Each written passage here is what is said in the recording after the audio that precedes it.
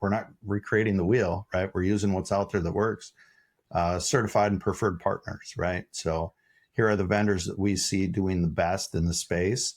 How do we lead our dealers and help be a good partner to, these are the people that we see being long-term players that are, pioneering, just like Winnebago is, to really start layering in the best opportunities for our dealers and create a healthy dealer body.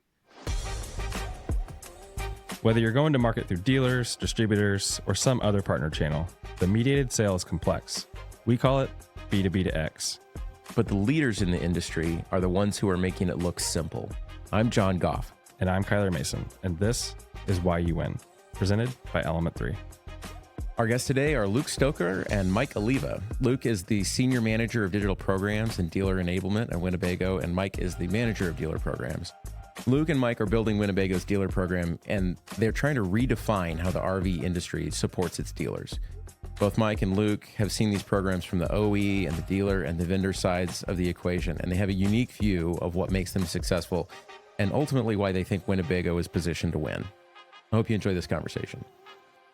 Luke, Mike, we're so glad to have you on the show. Thanks for joining us today. Thanks for having us. Appreciate it. Yeah, thanks for having us. Luke, turns out, is the cover of a recent edition of RV News where you guys were talking about doing in dealer programs at Winnebago. We read the story and we're like, we got to talk to these guys. They're thinking and talking about the stuff that we care about most, this B2B to X model. How are we winning through the dealer channel? And so we're glad you're here and glad that you're sharing your story. To orient the listener, Luke, Mike, can you guys tell us about your roles at Winnebago, kind of how you got there and what you're thinking about right now? Yeah, I can start. So I joined Winnebago about 3 years ago in a role that Winnebago was just starting to roll out the idea of a marketplace, bringing dealer inventory onto the OEM website. I'm like, hey, cool. I could sell the sauce on that, right? So they're in this place with dealers where dealers really felt, Ford at the time was trying to go direct to consumer. And then all of a sudden, Winnebago's like, hey, we're going to bring all this inventory in-house, basically, is what the dealers look like. They're, thought that they were seeing. And Winnebago's going to go direct. When I walked into Winnebago day one, $1, the day before they had the dealer console at the dealer meeting a day early. And I walked in and basically every dealer said, F you, welcome to your role. We disagree with everything that you're doing. That's what I walked into. And then all week while I'm at the dealer meeting in Savannah, I'm just getting roasted by every dealer I met. I'm like, I finally stopped giving out my title and just started asking people's opinions. But yeah, it was a tough hill to climb because bringing inventory forward, there's so many different things that we can do for dealers as an OEM to make that advantageous to the dealer shopping journey. Fast forward, we've really opened up the dealer's eyes into how we can brand them throughout the shopping journey. If you've ever been on Winnebago.com, we advertise dealers right at the bottom of every page they go to.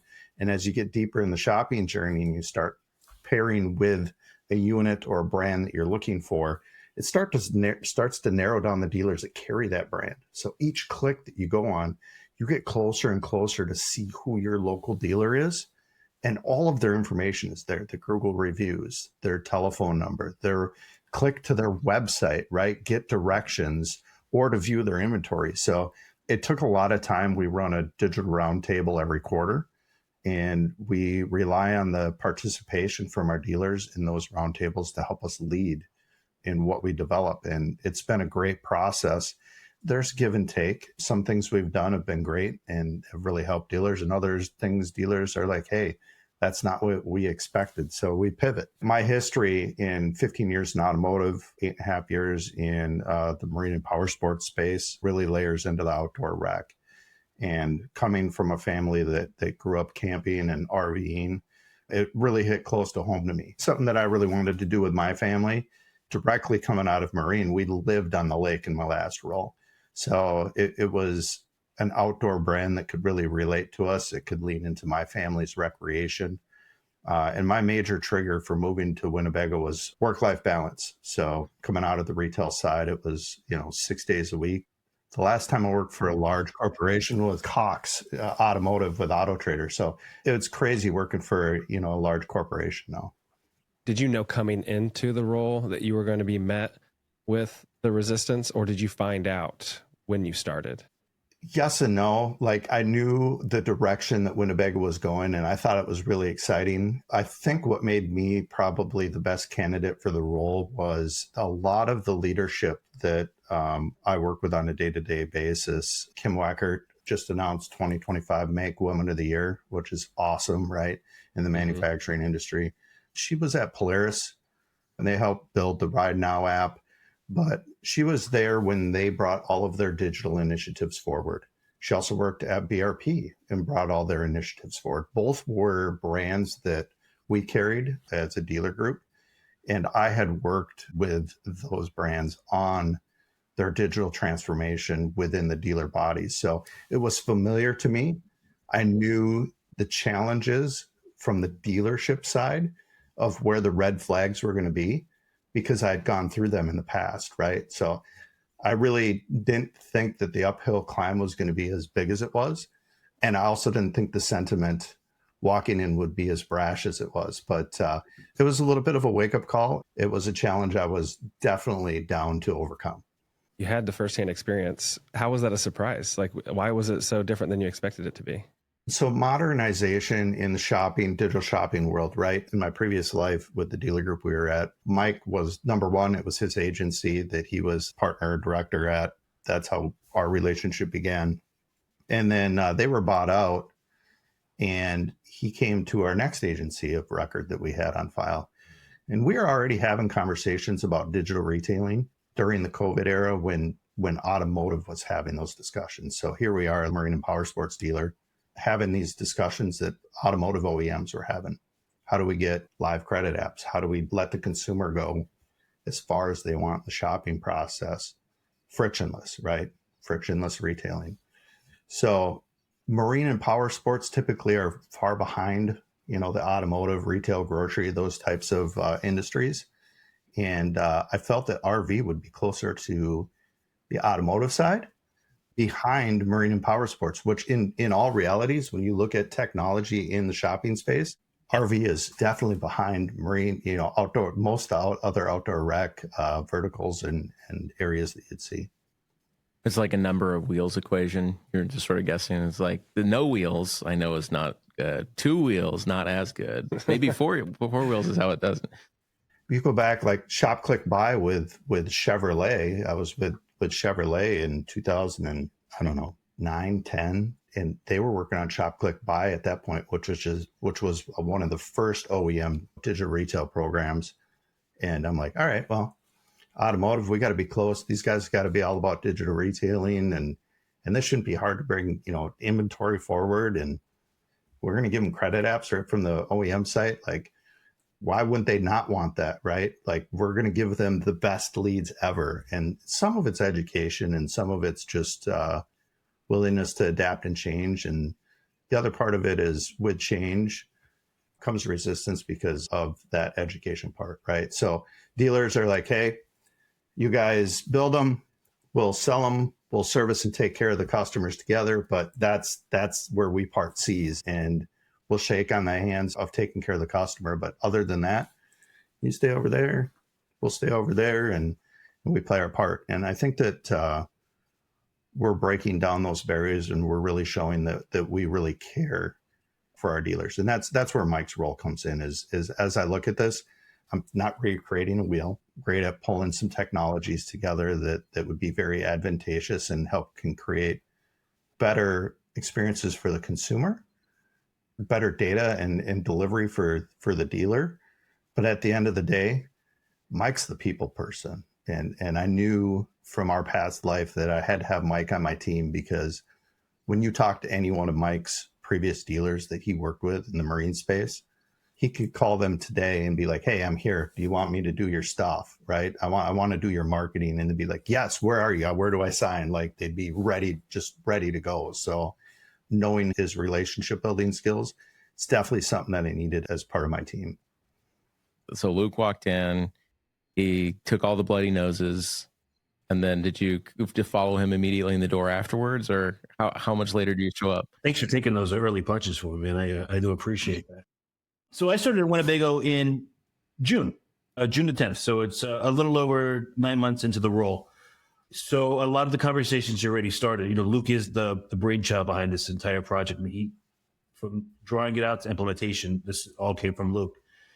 And he and I started talking about it early on in the process. And so it was just, hey, this is out there if you're interested. And we kept in touch. And then once we got the green light, it was, let's hit the ground running. You asked the question, Luke, what was his thoughts about going into this? The dealers have been so receptive to this program because at the end of the day, we're here to help. My background comes, as Luke mentioned, working with dealers. I started back in 2005 as an intern my senior year in college, working for a company that put boats on the website for the first time. Up to this point, there was no inventory online. So we were the first ones to do it. I've spent a majority of my career working with dealers that don't have marketing departments. It's okay. We'll come in there. Let's work together. Let's be an extension of your dealership. We can help you market the product. Everything we're rolling out is to the overall benefit, and we're going to help them out. We'll also, besides the program tools we're launching, let's sit down. Let's go on the whiteboard. What help do you need moving inventory? What kind of branding work are you doing? Google Ads, search. We'll get on calls. We work with dealers. It's just an awesome, exciting role. What objections are you getting? None.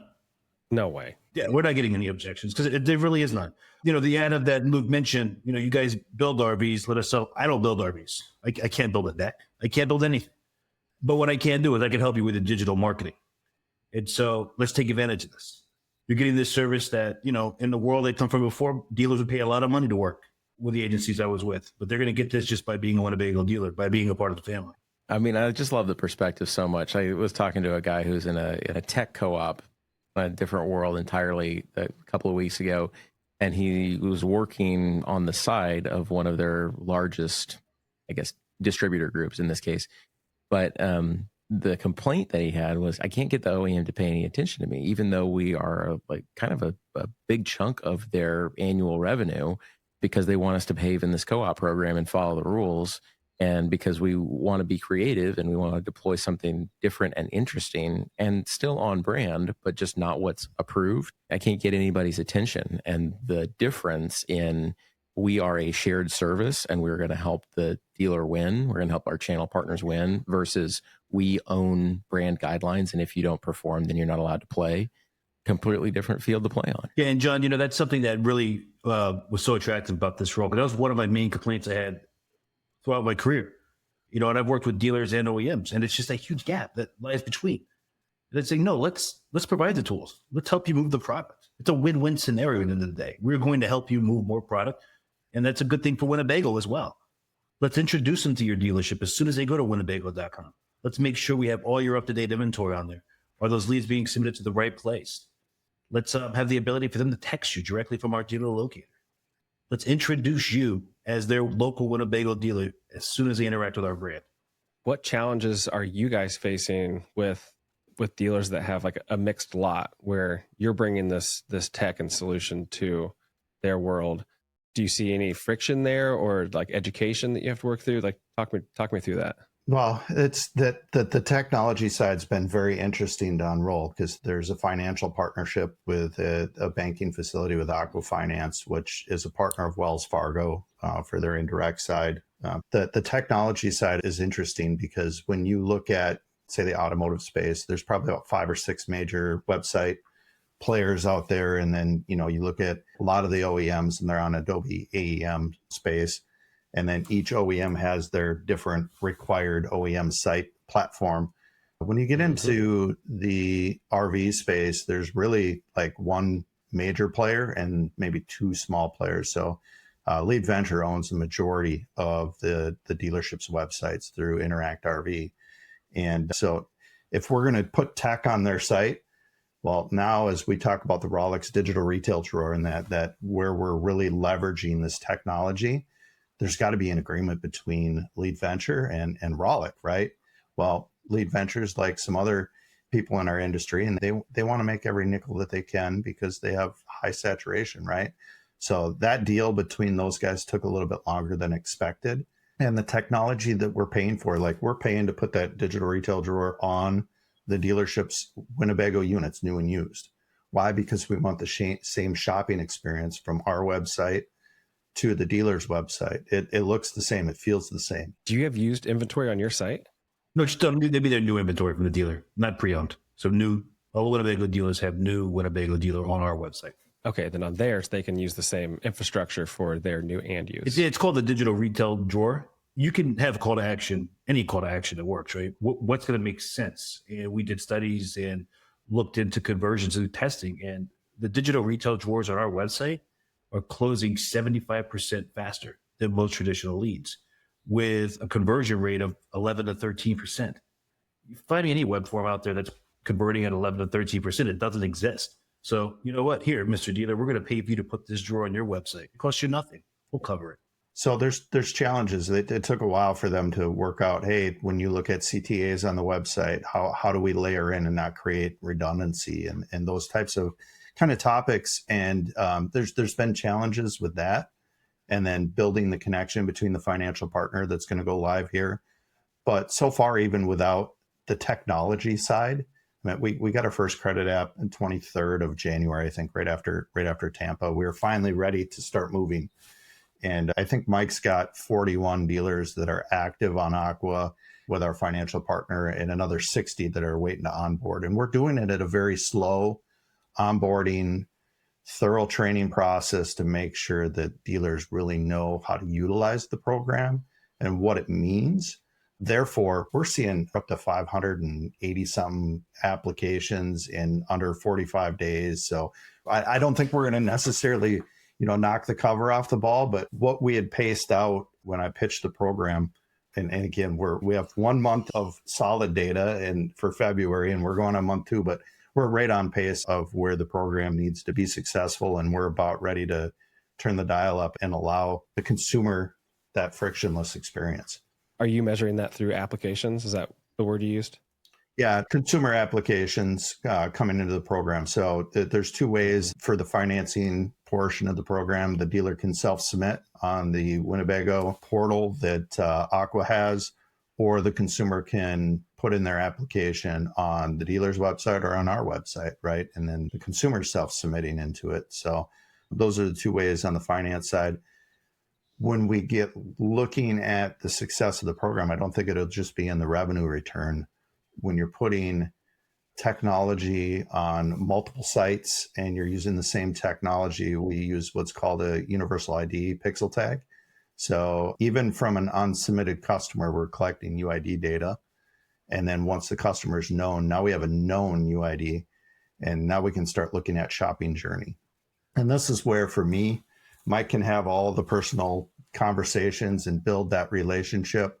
I'm a data guy. There's a third leg to this stool. His name's Rich. He's a data guy. And picture this. So what Target does well, what Best Buy does well, what airline and grocery does well is they know exactly by the actions the consumer takes, how close their purchase intent is. And then when you do purchase, they take that purchase data and they model around the purchaser, not around the leads that we gather. Our whole industry models our marketing messages around who submits leads and who we think that the buyer is.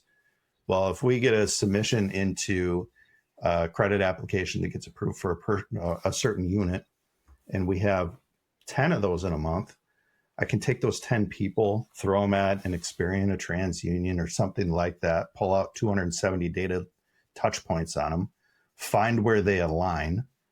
Now I have a data model of who actually purchases, not just submits leads.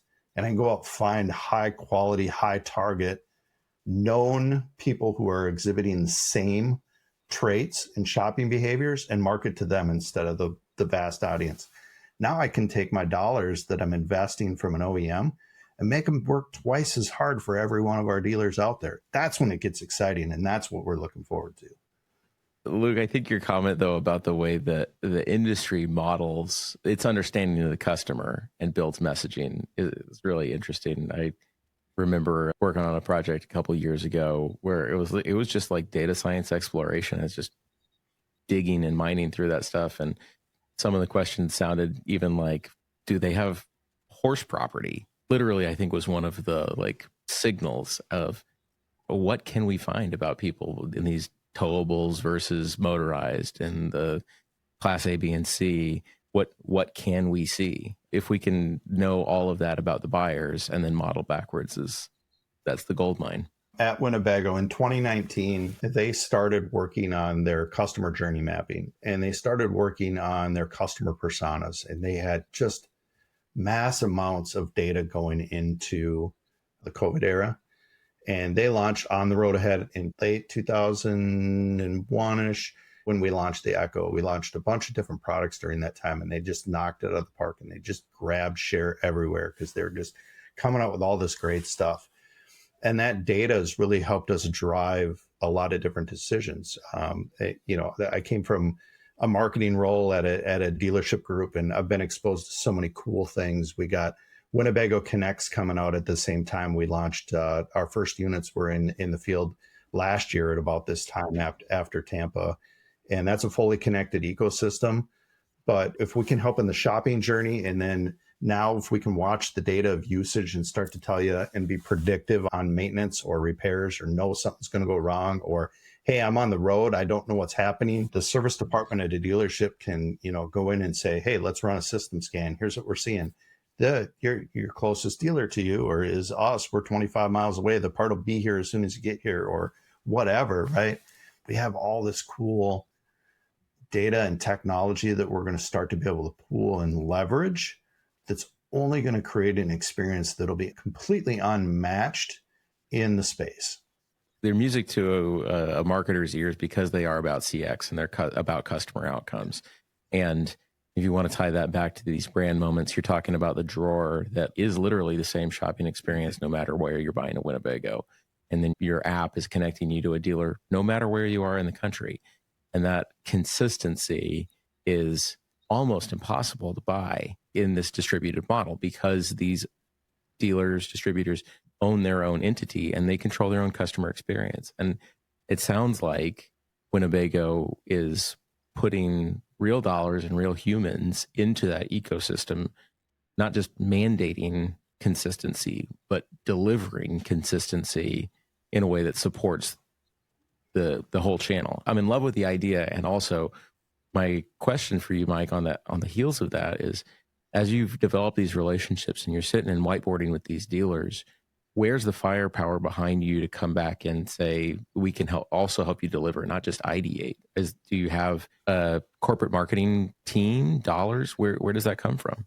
A great question. And then to clarify, the great thing about this adoption of the program itself, it's not mandated, right? The dealers have the option to sign in. And so these are people, I think we're at 141 rooftops right now that have said, no, we want to do this. Let us take advantage of this without being an overall mandate. So that's great. So yeah, because, ideas only go so far. Back to your question. I've been having a conversation with this dealer in Illinois the last couple of weeks. And we're talking about, let's look at your lead rate. Where are you generating your most leads from? I asked them for their last 100 units sold and created a perfect prospect map. Okay, here are the zip codes of everybody, the last 100 people you've sold. Now let's see here. We have a majority of them in this little circle here, okay? And we have a few that are 500 miles away. If you had $1 to spend right now, where would you want to spend that last dollar? You want to go after where the majority of your market share is. So then we can get on the phone with an agency they're working with and talk about that perfect prospect zone.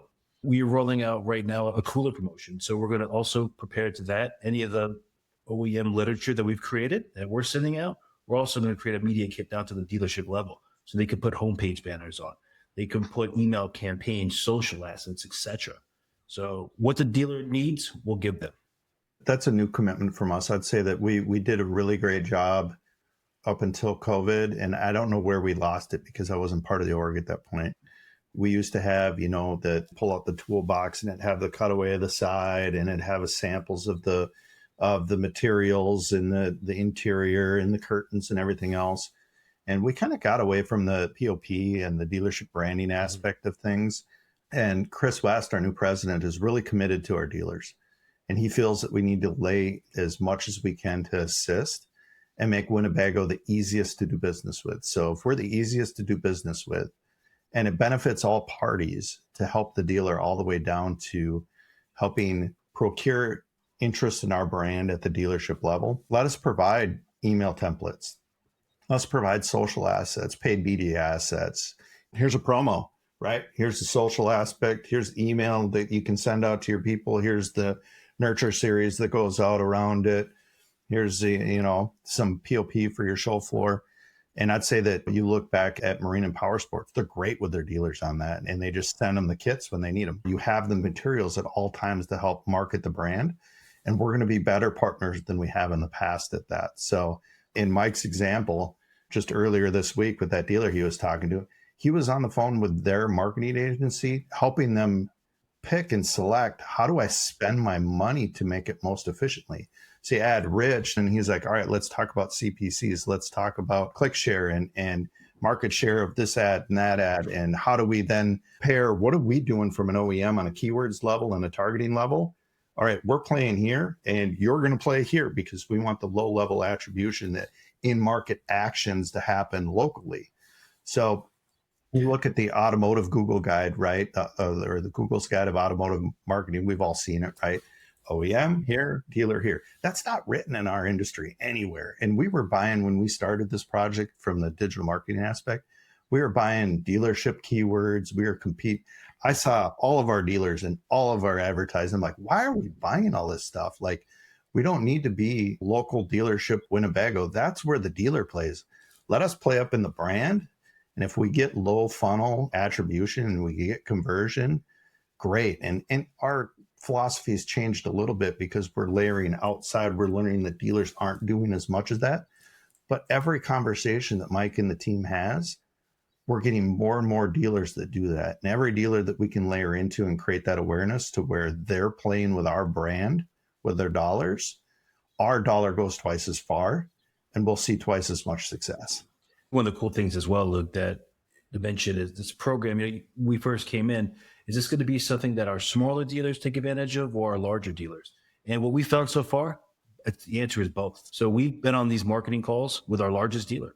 We're on there meeting with their marketing team, which might be bigger than ours, right? And we're sitting there having these strategies. And then we're on the phone with a dealer that has no marketing team. They don't have a CRM. They use Outlook to manage their leads. And so it truly is, let us help where we can. And they've all been open and receptive so far. And we're seeing a direct impact. With the direction you're headed and these tools and technology are open to other OEMs to use, how are you going to create a moat and continue to win? Hey, that's Winnebago. Like, look at Winnebago going back to 1958 and forward, right? We're the pioneers in the industry, and then everybody follows and copies, right? So that's our greatest challenge, I think, as a brand, is how do we create the moat? How do we create we do it better, and we did it first and we do it better, right? I think that a lot of the digital stuff you're going to see, and you have seen in other industries. So how do we make it unique, right? Aqua first went to Brunswick. They rolled out their finance program with Brunswick before they even came to Winnebago. They're in the process of rolling it out when our discussions were starting. So from a marine perspective, they had some exclusivity period on that. We asked for exclusivity with stacking our technologies and having a VIN tied on the technology side to the lead submission. We asked for exclusivity on that. When it comes to Rollick, they're an independent company, right? We've helped develop some great technology that they're going to be able to take and leverage other places. We asked for, exclusivity we need to get ahead of the gate. And I think that we have a strong phased approach that we're taking to this. So you see right now that the financial aspect of it with the financial partnership, you see the DR drawer being available on dealership websites, the same that we have on our site. And the last thing we haven't talked about is the communication side. So we have another partner, Connect. It's not industry specific. A lot of outdoor rec, power sports, and construction companies use Connect. We're going to be able to layer in text messaging. You'll text the dealer from our website, from our app, text the factory from the app. We're going to start to try to ingrain that technology all over the place and bring that forward. The next thing we're going to look at is, again, we're not recreating the wheel, right? We're using what's out there that works. Certified and preferred partners, right? So here are the vendors that we see doing the best in the space. How do we lead our dealers and help be a good partner to? These are the people that we see being long-term players that are, pioneering, just like Winnebago is, that we think can help our dealers in the best ways. And it isn't going to be just one, it'll be multiples in every different space, whether it's CRMs or websites, or maybe it's the next direct mail company. I don't know, but that's our next thing, is to really start layering in the best opportunities for our dealers and create a healthy dealer body. You ask what's going to separate us because people will catch on, and that's fine. Competition is amazing, and our product's great that we have. We're using some great products right now that any OEM can go out there and get. But I think besides the product, it's the people behind it. And so let's see who cares. Let's see if they want to care as much as we care. And then we'll truly see what happens when they roll out a product. We can give them the contact names of people, but we truly care about our dealers. We want our dealers to win. So that is what's going to separate us. And you look at the tenure of our employees. So one lady on our team, her name's Laura. Laura's been with the company 30 years. She's in charge of our concierge department. So we have part of our performance team. When you submit a lead on our website, even though it goes to the dealer, I have a concierge person that follows up and says, hey, I'm from the factory. Just want to know, are all your questions answered? What can we do to help? We have a whole team of people that are underneath her. We have legacy in our employees and knowledge in our employees in all facets that can't be matched. A young company is going to be able to come in and have that same legacy and that same passion for the brand. And what you're going to see from our brand coming up, moving forward, especially with Chris's leadership, is we're really going to go back to our brand roots, the John K. Hansen era of pioneering the right product that the people are looking for, really embracing our people and our foundation, and really listening to those facets in order to drive our business even further. I'm so glad you went back there, Luke. And I caught that earlier when you were talking about that leadership component, because if you don't have that buy-in from the very top about understanding the channel and the importance of the channel and how we're going to support it, and then the brand and all, kind of the whole pyramid that gets built about why this works the way it works, then you're going to be fighting and cannibalizing paid spaces and create so much friction in the system when you don't have that clear, unified voice and vision that everybody can understand and get behind. Yeah, and that's something where, Hugh Bauer is really the one that helped us get this program over the finish line and get it approved. And since his departure and Chris West coming on board, Chris has devoted the first, I think, 6 months of being in the role to being on the road and listening to dealers. What do dealers want? Where are their challenges? Why are we not the easiest to do business with? Why are we maybe losing share in some markets? What do we need to do better? And it isn't mandating them to do X, Y, Z, trying to get orders. He's out there just listening. And he's coming back to our internal teams and saying, hey, this is what I'm hearing. Even our program of this digital program has skepticism at the top levels, but there's some disconnect within our dealers because we're talking to the marketing teams and the boots on the ground, and he's talking to the higher level leadership of it.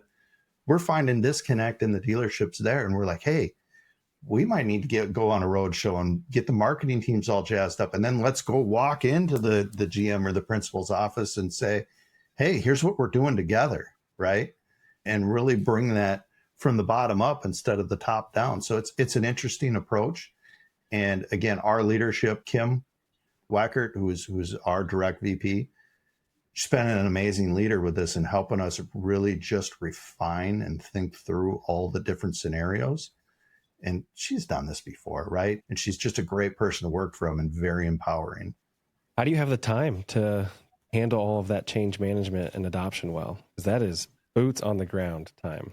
If you go back to why did I come to Winnebago, right? Work-life balance. We're also in an ERP update from a mainframe and launching Salesforce Experience Cloud with a new dealer portal. Like right now we are taxed. I'll be honest, but no, it's fun. Every day is fun. And again, coming from the retail side of the business, and Mike's worked for some very high level performers that want every ounce as well.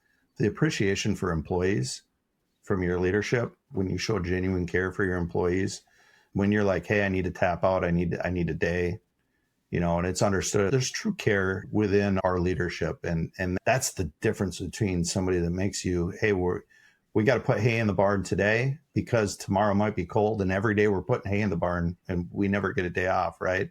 Mike can attest, I think it's been a great shift for him as well, of just having that care and the understanding that family comes first. And we do this because it's fun and it's what we want to do. And I think that makes all the difference in the time of day.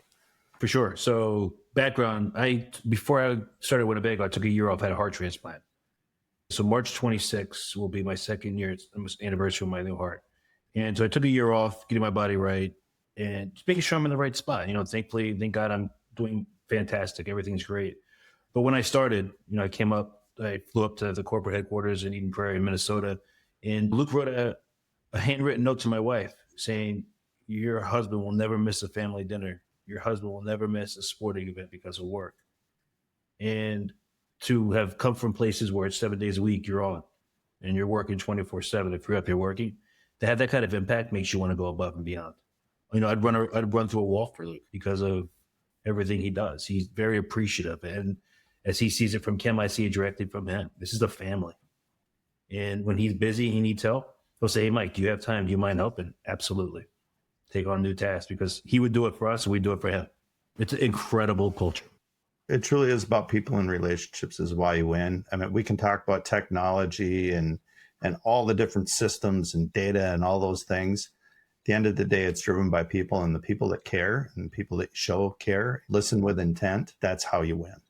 Why You Win. Here it is. Why You Win is presented by Element 3, a marketing firm focused on modernizing go-to-market strategies for manufacturers that sell through complex distribution channels. We help leaders solve problems across demand generation, sales channel support, and brand development. If you'd like more from myself or John, connect with us on LinkedIn. And for more from Element 3, visit element3.com. That's element, THREE.com.